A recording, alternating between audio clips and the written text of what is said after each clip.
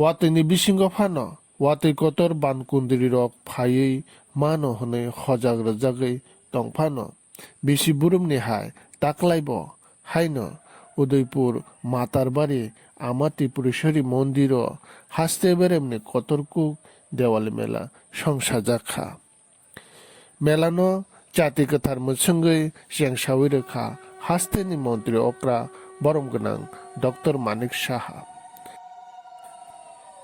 पान्दानि पुइलाव लामसमुं कंना रोखा मातारबारि कन्स्टिट्युएन्सिनि एमएलए एबा मेला कमिटिनि चेयारमेन बरम गोनां बिप्लब कुमार घोष बरंनो कारै नगरायंगै तैबो मानजाक फाइका हास्तेनि जनजाति हामक्राय मन्त्री बरम गोनां रामपद जमातिया हुकबार बेरायख्रि मन्त्री बरम गोनां प्रणजित सिंह राय सिक्ला थुंमु मन्त्री बरम गोनां Sushant Chaudhary Gumti district DM Udaipur sub division SDM न खबुई तैबो गुबुन आदं र हास्तेव थागियावातै तंमनिबाय बिसि बुरुमनि हाय मेलाव बरक बांमनि नुकजागलिया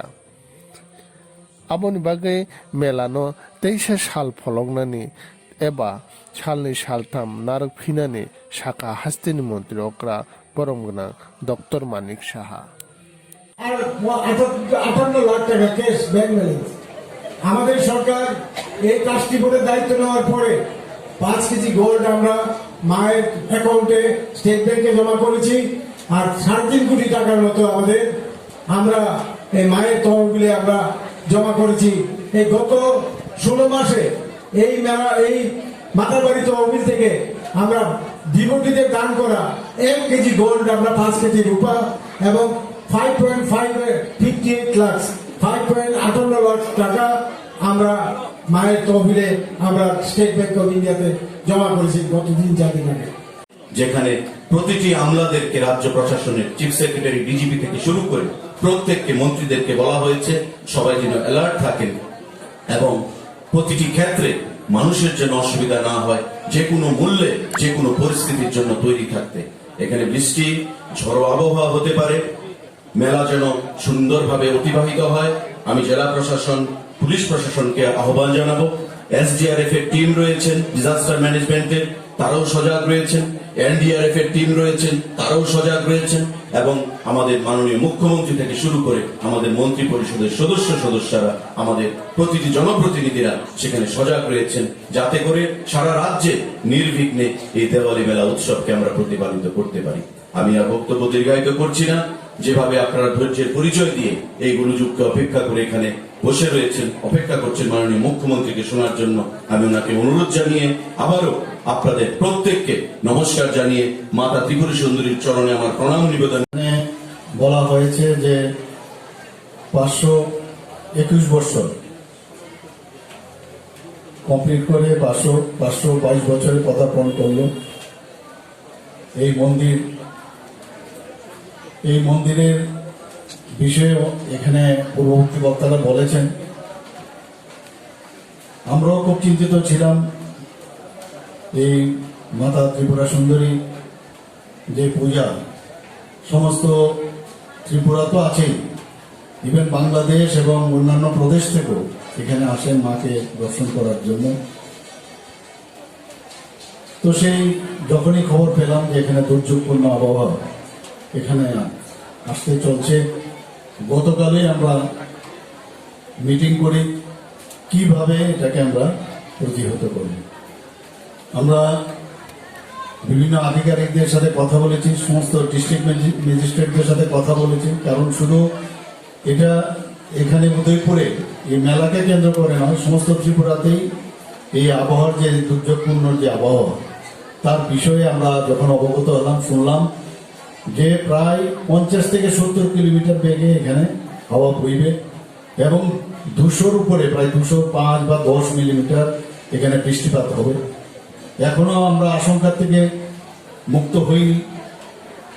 কারণ আমাদের কাছে যা খবর আছে জলমগ্ন হতে পারে বিভিন্ন জায়গায় বিভিন্ন যেসব নোজ ফিটিং স্ট্রাকচার আছে ধরুন এই মেলাকে কেন্দ্র করে বা অন্যান্য জায়গায় যেখানে এই মার আরাধনা হচ্ছে এই দীপাবলিকে কেন্দ্র করে, বা অন্যান্য বাড়ি ঘর ক্ষয়ক্ষতি হতে পারে, আপরুট হতে পারে, সমস্ত গাছপালা, তো সব বিষয়ে আমরা আলোচনা করেছি। বৃন্দরা এই বৃষ্টির উপেক্ষা করেও যারা যারা এসছেন, এর জন্য আমি আপনাদেরকে অবশ্যই ধন্যবাদ দেব। আমি ধন্যবাদ দেব বিপ্লব বাবুকে, বিপ্লব ঘোষ মহোদয়কে, যার নেতৃত্বে এই মেলা এখানে সংগঠিত হয়েছে। এবং আজকে সত্যি আমরা যা শুনলাম, যে ধরনের এখানে চিন্তা ভাবনা রেখে এখানে প্রণজিৎ বাবুরা মিলে সবাই যে পরিকল্পনা করেছিল যে ঘাটে, সেইগুলো কিন্তু ভেস্তে গেছে, সব কিছু করার নেই। তো যার জন্য ছোটখাটো করে প্রোগ্রামটাকে ছোট করে মার সামনে আমরা সবাই আরতি করেছি, আমরা মার কাছে প্রার্থনা করেছি, সমস্ত ত্রিপুরাবাসীর জন্য আমরা প্রার্থনা করেছি, যেন ওনাদের মঙ্গল কামনা করে আমরা প্রার্থনা করেছি, ওনাদের সুস্বাস্থ্যের কামনা করে প্রার্থনা করেছি। আমাদের এই সরকার যেন আগামী দিন, যেটা আমরা বলি যে সেবাই আমাদের সরকার সবসময় করে থাকি, সেইভাবে যেন আমরা আগামী দিন মানুষের কল্যাণে আমরা কাজ করে যেতে পারি, এবং তার জন্য আমাদের শক্তিশালী করেন। মার কাছে সেই প্রার্থনা করেছি। আপনারা এই মেলাকে কেন্দ্র করে অনেকের অনেক আশা আকাঙ্ক্ষা ছিল, কিন্তু আমি এই কারণে এত কথাগুলো বললাম যে কারোর হাতে এটা নেই, কারণ প্রাকৃতিক যে দুর্যোগ সেটা কারোর ক্ষমতা নেই সেটাকে মোকাবেলা করার। আমরা সেটাও চিন্তা করেছি, যদি তার যে গতি মুখ সেটা হয়তো বা চেঞ্জও হতে পারে, আর সেই বিষয়ে আমরা মার কাছে প্রার্থনা করেছি যাতে মানুষের কোনো ক্ষয়ক্ষতি বিশেষ কিছু না হয়। যদি দেখা যায় যে আগামীকাল তার অনেকটা ভালোর দিকে, তাহলে নিশ্চয়ই আবার আমাদের মেলা হয়তো বা যদি আমি জানি না, যদি সেরকম অবস্থা দাঁড়ায় একদিন হয়তো বা বাড়াতেও পারে, যাতে দর্শনার্থীরা আসতে পারে। এবং আমি নিশ্চিত যেভাবে এখানে আমাদের প্রধানমন্ত্রী নরেন্দ্র মোদীজি বিশেষ বিশেষ যেসব তীর্থস্থানগুলোকে পর্যটন ধার্মিক যে কেন্দ্র করে তুলছেন, তো সেই প্রসাদ প্রকল্পে এখানে আগামী বছর আমি নিশ্চিত যে আপনার একটা সুন্দর সারা ভারতবর্ষের মধ্যে ওয়ান অফ দ্য বেস্ট মন্দির এখানে গঠন হবে এবং কাজও কমপ্লিট হবে। আমি বাই ভার্চু অফ পোস্ট আমি চেয়ারম্যানও এই ট্রাস্টের, সেখানে অলরেডি আমি মিটিংও করেছি। এখানে বিশেষভাবে আমাদের যে চেয়ারম্যান এবং আমাদের মাননীয় মন্ত্রী বলেছেন যে কিভাবে ট্রাস্ট কাজ করছে, অত্যন্ত ট্রান্সপারেন্টের মাধ্যমে কাজ করছে। এই গভর্নমেন্ট যেভাবে ট্রান্সপারেন্সি দেখিয়ে মানুষের কাছে মানে